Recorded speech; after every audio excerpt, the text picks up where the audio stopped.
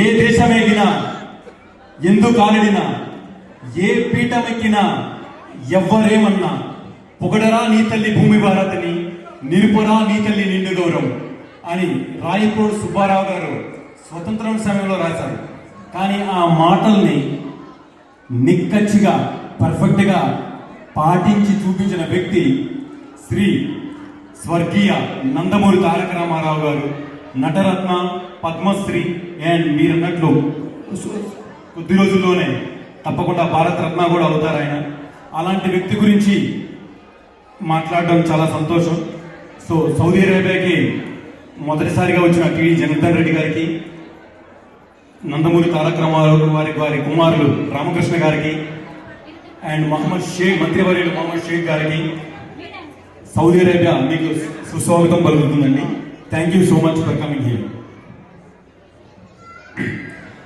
ఎక్కడో కృష్ణా జిల్లాలో నిమ్మకూరు గ్రామం నుంచి ఒక సబరిస్టుగా ప్రారంభించి అంచెలంచెలుగా ఎదిగి ఒక యాక్టర్గా కాకుండా ఆయన తెలుగువారి గుండెల్లో ఒక దేవుడిగా నిలిచాడండి.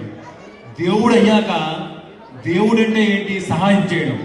ఆ సహాయం చేయడం కోసం ఆయన ముఖ్యమంత్రి అయి ప్రజలు ఎక్కడ కష్టాలున్నా వాళ్ళందరి కష్టాలు తీర్చేలాగా, రాబోయే తరాలన్నీ గుర్తు పెట్టుకునేలాగా ఆదర్శమైన కార్యక్రమాలు చేస్తూ ఆయన చేసిన మంచి పనులు, ఆయన మొదలుపెట్టిన కార్యక్రమాలు ఇప్పటికీ నడుస్తున్నాయి, ఎప్పటికీ అలానే ఉంటాయి.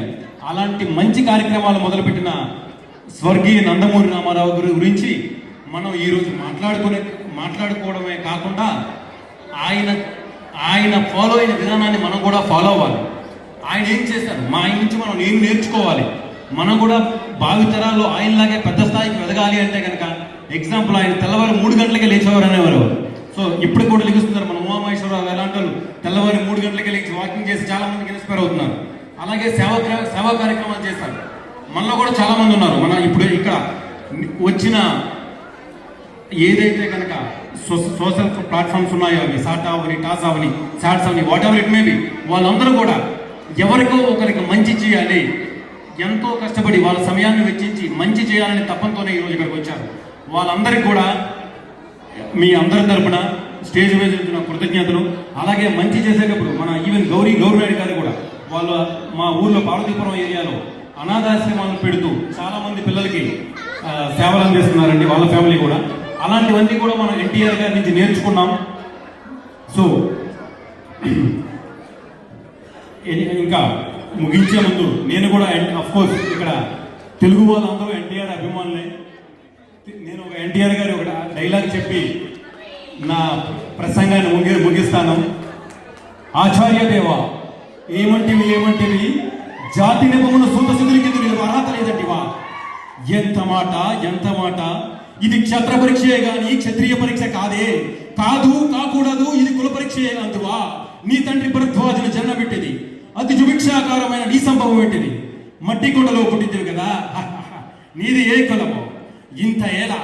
అస్మత్ పితామోడు కురుకులు వృద్ధుడైన ఈ శాంతనవుడు శివసముద్ర భార్య గంగా చెప్పకుండా జన్మించలేదా? అయినది ఏ కులమో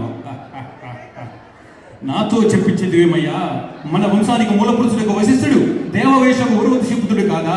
అతని పంచమజాతి కన్యాని అరుంధతి శక్తిని, ఆ శక్తి జెండాలందుని పరాశరుని, ఆ పరాశరుని పల్లిపడుతు మత్స్యగతైన మా తాత వ్యాసుని, ఆ వ్యాసుని ఉదవరాండ్రైన మా పితామయ్య అంబితో, మా తండ్రిని, మా పిడపితామిక అంబాలికతో, మా పిడతండ్రి పాండురాజును, మా ఇంటి దాసిచే ధర్మ నిర్మాణచరుడని మీతో కీర్తింపబడుతున్న ఈ విదురదేవుని కనలేదా?